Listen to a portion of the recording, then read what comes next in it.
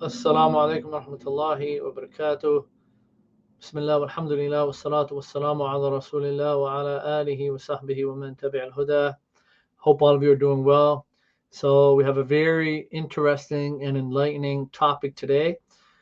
In our previous discussion and lesson, we talked about how some of the different madhahibs emerged and how I guess you can say the founders of those madhabs or those who the madhabs are ascribed to, right? A little brief biography about them, who they learned from, who were maybe a few of their students.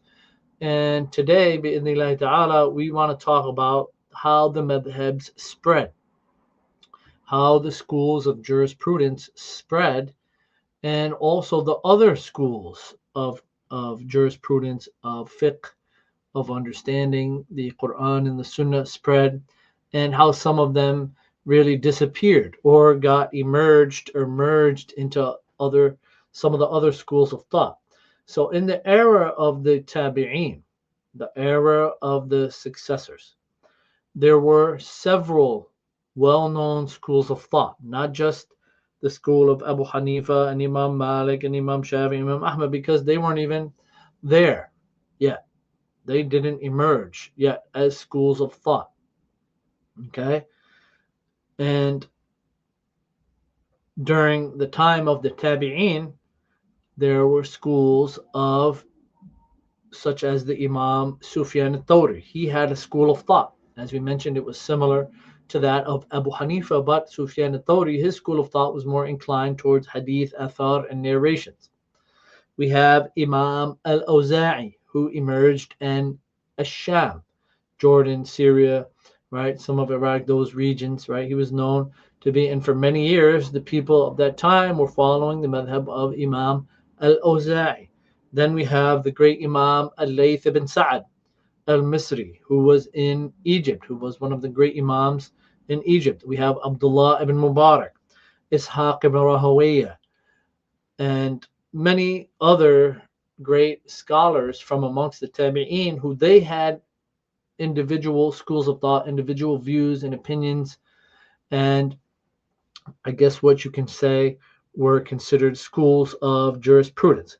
So, as we mentioned earlier, Sufyan al-Thawri, where was he from? He was from Kufa.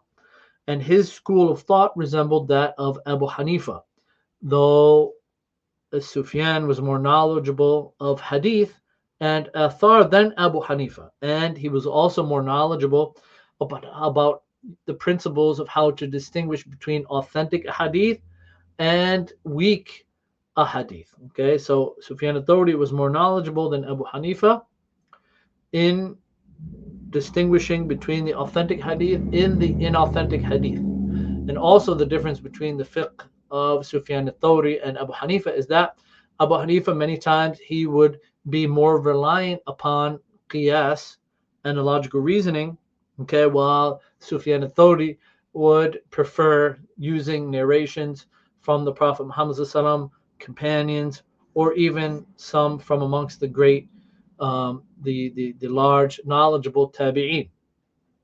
Now, what about Imam al-Awza'i? Imam al-Awza'i, his school was to some extent similar to the school of Imam al-Shafi'i, and also in its emphasis of transmitted narrations, okay, athar, and its limitation of using qiyas. Okay, so the madrasa, the school of Ahlul Ra'i, which Abu Hanifa was known and commonly called the founder of Ahlul Ra'i, they used in many issues a lot of qiyas, a lot of analogical reasoning. And many of the scholars say that was because the lack of explicit texts, okay, explicit hadith and explicit athar, and the limitation of the number of companions who were there in Kufa during the time of Abu Hanifa. Different than the madrasa of Ahlul Hadith, where in Medina you had many companions, many descendants of the companions were there. So Imam Malik, he had a large amount of athar and hadith, larger than what was available to Abu Hanifa. So this, in many cases, pushed Abu Hanifa to using qiyas, while you find in Medina with Imam Malik, that he would use a narration of some of the companions or some of the tabi'een, or what was the actions of the people in Medina. What were they doing, right? So Al-Awza'i, his fiqh was very similar to the fiqh of Imam al-Shafi'i in the fact that it was somewhat of a limitation of using analogical reasoning or qiyas. Then you have the great Imam Al-Layth ibn Sa'd, and he was actually considered by Imam al-Shafi'i to have views and opinions in a stronger school of thought than Imam Malik. And the school of Layth ibn Sa'd, it appears very close to the school of jurisprudence of Imam Shafi'i in its reliance on textual evidence and avoidance of reliance on mere opinion and qiyas. However, the students of Al-Layth ibn Sa'd, they unfortunately neglected to record and memorize and document his school of thought. And for that reason, it was not spread. It didn't disperse throughout the lands. It didn't spread like the Maliki madhab or the Shafi'i madhab or the Hanbali madhab or the Hanafi madhab.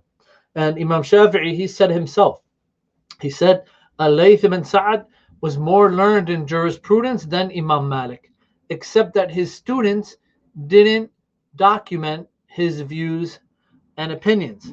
And also you find that many of the Malikis of that time, okay, they exerted great efforts in trying to conceal the views and opinions of Layth ibn Sa'd, right, replacing it with the views and opinions of Imam Malik because of that statement of Imam al-Shafi'i. What about Abdullah ibn Mubarak? Abdullah ibn Mubarak, he was actually a student of Abu Hanifa and studied with Abu Hanifa, and a student of Sufyan al-Thawri, who were the two leading imams of Kufa of that time. Abu Hanifa and Sufyan al-Thawri, they were the two leading imams.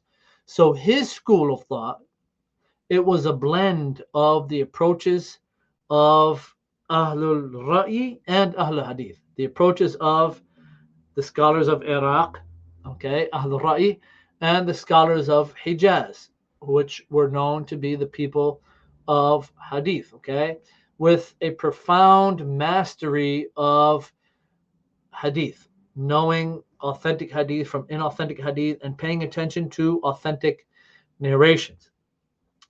As for Ishaq ibn Rahawayh, then his school of thought was very similar to the school of Imam Ahmad, okay, though in many of his views and opinions, he relied upon some mursal narrations, okay, and we know mursal hadith are considered weak narrations, but from the usul of Imam Ahmad, okay, was many times they would prefer a mursal narration, okay, hadith which is stopped on the companion, and give that precedence over qiyas, over using analogy. And if we consider the points of agreement between these schools of thought, okay, and the other school of thought, the Zahiri school of thought, which is also ascribed to Ibn Hazm, to Abu Dawud al-Zahiri, right? The greatest concordance is found with Imam al-Awza'i, followed by Layth ibn Sa'd, then Abu Thawr, then Imam Ahmad, then al-Shafi'i, then Malik, then al-Nu'man, Abu Hanifa, then Imam al-Tabari. So in sum, brothers and sisters, what preserves a school of thought or madhab or verdicts or opinions? What is it? Okay.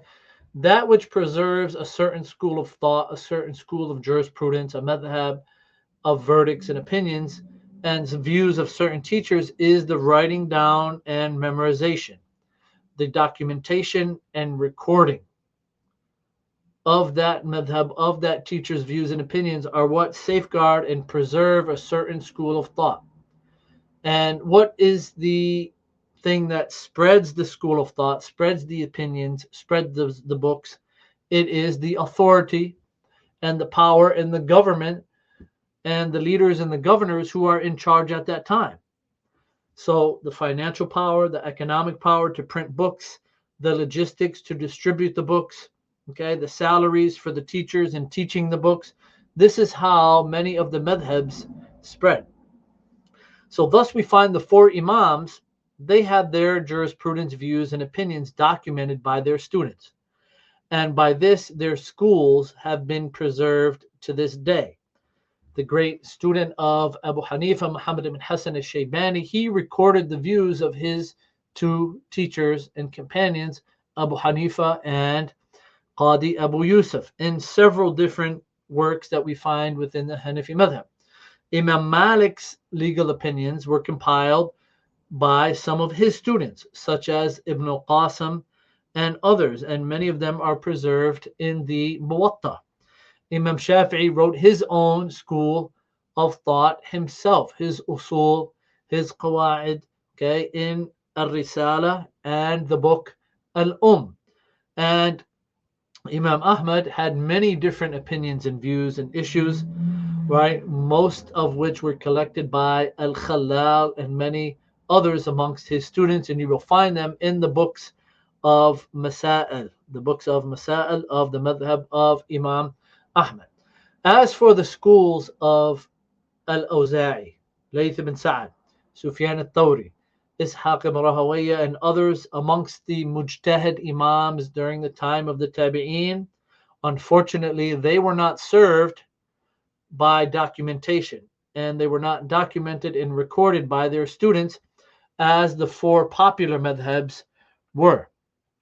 And for example, Shaykh al-Islam Ibn Taymiyyah, he mentions in his Majmu' Fatawa, he says, as for the aforementioned imams, they were amongst the foremost leaders of Islam. Sufyan al-Thawri was the imam of the people of Iraq, and in the view of most scholars, he was the most distinguished and knowledgeable amongst his peers, such as Ibn Abi Layla, Al-Hasan ibn Saleh, Ibn Hayy, Abu Hanifa, and others. He had a school of thought that remained in existence until today in the lands of Khurasan. So this was Ibn Taymiyyah saying this, right, over how many, over 700, 800 years ago, he was saying. So the school of Sufyan al-Thawri still existed during his time. And then he goes on to say, Imam al-Awza'i was the imam of the people of Syria, the people of Sham, and they remained upon his school until the 4th century.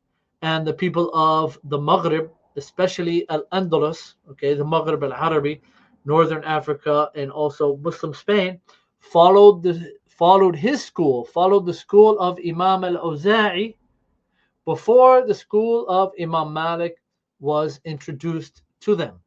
So the disappearance or the non-dissemination of a jurist's, imam's, or mujtahid's school of thought is not evidence of its weakness, not at all.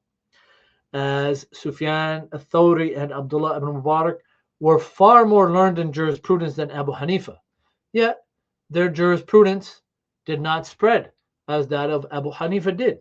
Likewise, Al-Layth ibn Sa'ad was more learned in jurisprudence than Imam Malik, as Imam Shafi'i stated, yet his jurisprudence did not spread like that of Imam Malik. And Al-Awza'i was not inferior to Abu Yusuf, and yet the jurisprudence of Awza'i was lost, while that of Abu Yusuf endured due to the support of the authorities and the government and the masajid that were in place to support and spread their teachings. And one of the great scholars, Al-Hafidh ibn Rajab al-Hanbali, he mentioned in his book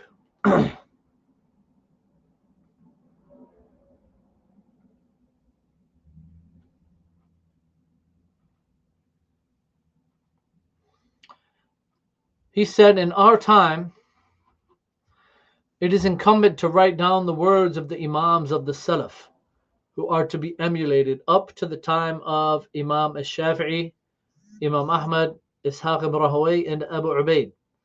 And let one be cautious of what came after them, for many new occurrences arose thereafter.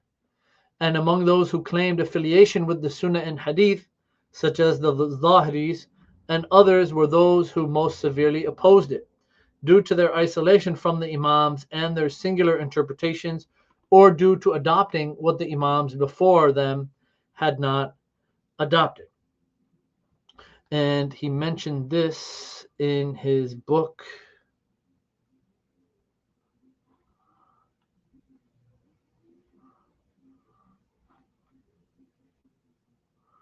Bayan Fadl Ilm al-Salaf ala Ilm al-Khalaf. That was by Imam Ibn Abdul Barr. So, brothers and sisters, adherence to multiple schools of thought amongst Ahl Sunnah, amongst the people of the Sunnah, amongst Ahl Sunnah wal Jama'ah in particular, okay?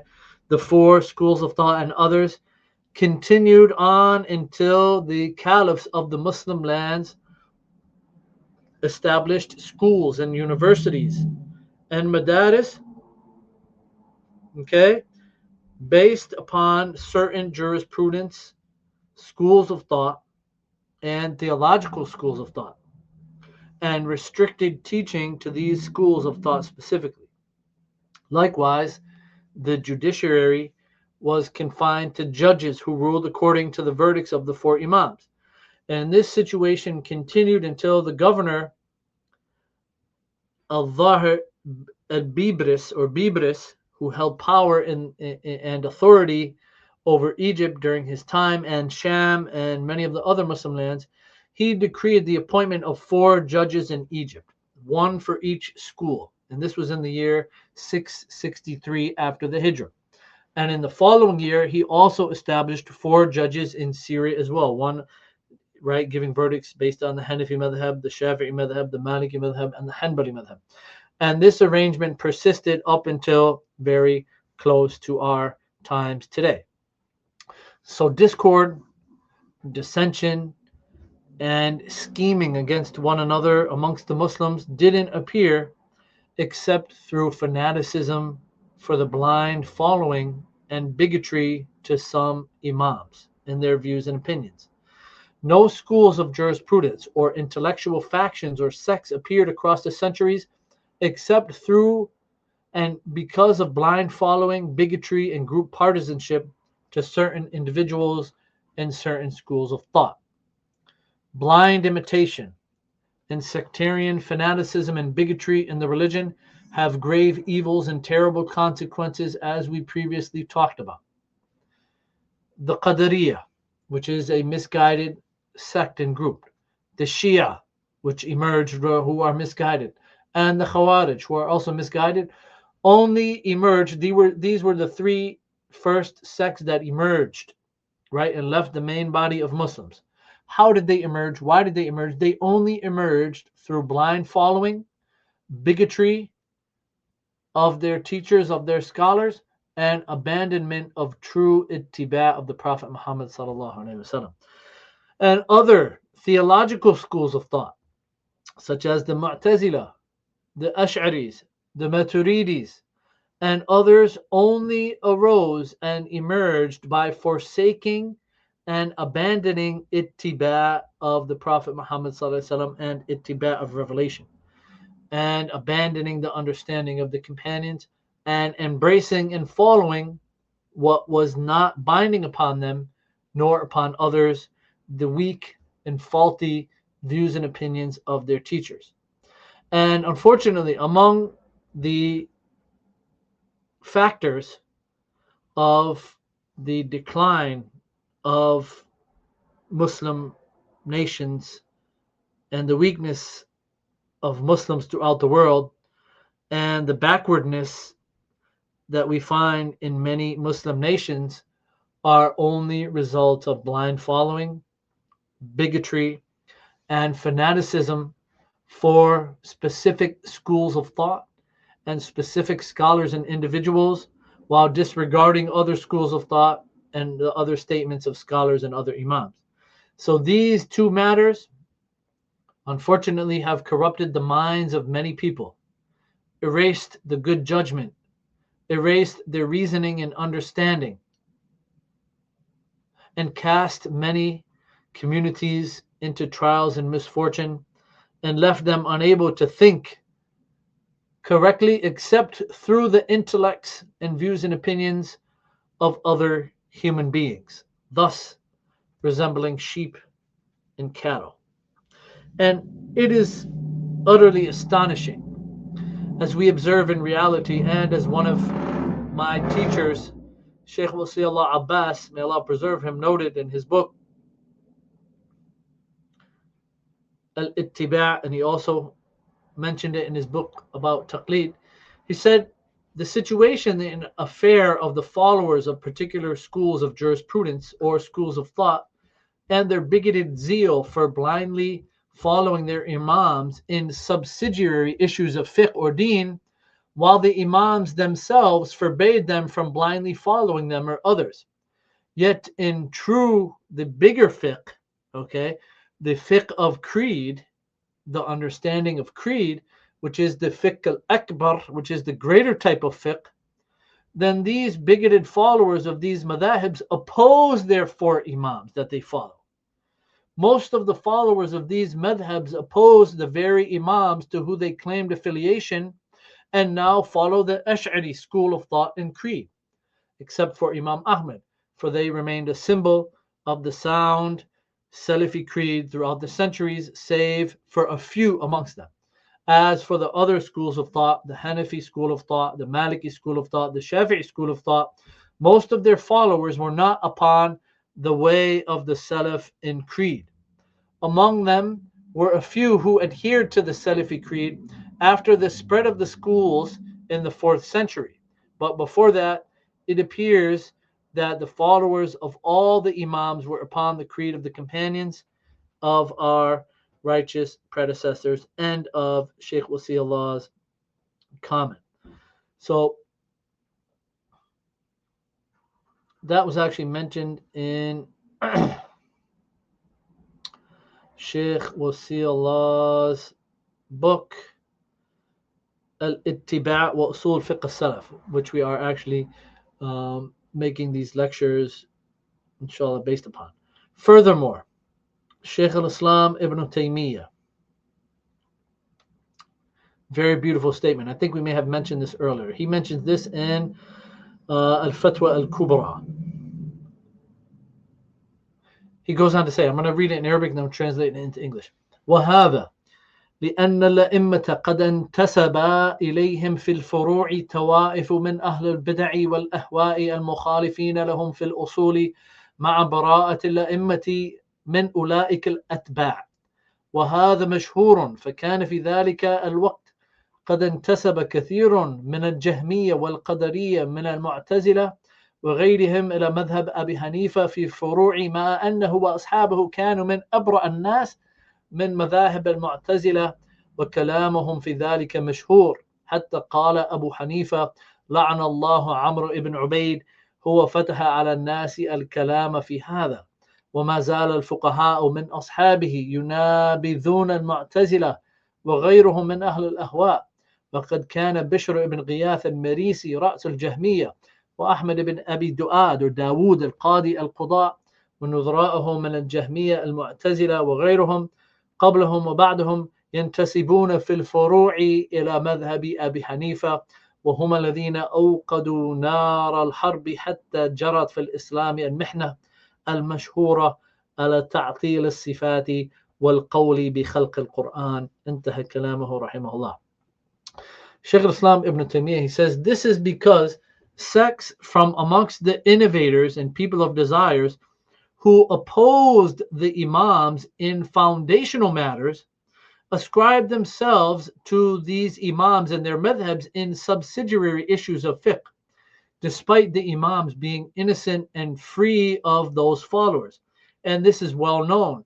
At that time, many of the Jahmiyyah and Qadariyah from the Mu'tazila and others ascribed themselves to the jurisprudence school of Abu Hanifa in subsidiary issues, even though Abu Hanifa and his companions were amongst the farthest people from the doctrines and creed of the Mu'tazila. Their statements against them are well known, to the extent that Abu Hanifa said, may Allah curse Amr ibn Ubaid. He was the one who opened the door of speculative theology upon the people in this matter. And the jurists amongst his companions continued to oppose the Mu'tazila and other people of desires. Bishr ibn Ghiyath al-Marisi, the head of the Jahmiyyah, Ahmad ibn Abi Dawood or Duad, the chief judge, and their counterparts from them, the Jahmiyyah and the Mu'tazila and others before and after them, all ascribed themselves in subsidiary issues to the school of Abu Hanifa. They were the very ones who ignited the fire of conflict until the well-known tribulation, the Mihna, took place in Islam regarding the denial of Allah's attributes and the claim of the Quran being created. And Sheikh Wasi Allah, Hafidhullah, goes on to mention, to sum up this chapter in his book Al-Itibaa, he goes on to say, he says, until there came centuries in which the people of Hadith, Ashab al-Hadith, Ahl al-Hadith, and the people of the creed of the Salaf were few and despised and humiliated from amongst their fellow Muslims.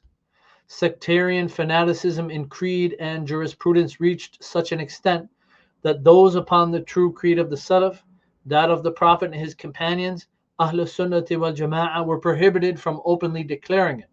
Likewise, those who studied and taught the books of Hadith, other than the jurisprudential works adopted by the state, by the government and its scholars, were harmed. Imam Ahmad ibn Hanbal and his companions were only harmed by those who opposed the correct creed, the creed of the Salaf, and by those who were fanatical and bigoted to the certain schools of thought. Likewise, Ibn Taymiyyah and his students were only harmed by the Hizbiyah, by the partisans and the sectarianists and those who were bigoted to certain schools of thought. Even if we look back to the era of the companions and the successors, we do not find specific schools of thought attributed to any of the companions or successors. We don't find anyone saying, I am a Bakri, meaning the follower of Abu Bakr as-Siddiq, or somebody saying, I am Umari, I am following the school of Umar ibn Khattab, or Uthmani, or Alawi, or Abbasi, or Mas'udi, in attribution to their jurisprudence, their views or opinions. Even the four Imams themselves, Abu Hanifa, Imam Malik, Imam Shafi, Imam Ahmed, were not upon such a thing, nor did they promote it, nor did they encourage their students to call themselves that. Did you ever hear Qadi Abu Yusuf or Muhammad ibn Hassan Shaybani say, I'm Hanafi? Or the students of Imam Malik saying, I'm Maliki, or the likes? So, nor did the students of the four Imams fanatically adhere to the views of their teachers, except when they saw them to be in accordance with evidence. They would in fact at times differ from their Imams, and the noble Sheikh and Imam of that particular school or opinion would not find within himself any discomfort in differing from his student. Rather, he might return to his student's opinion and commend him for differing with him.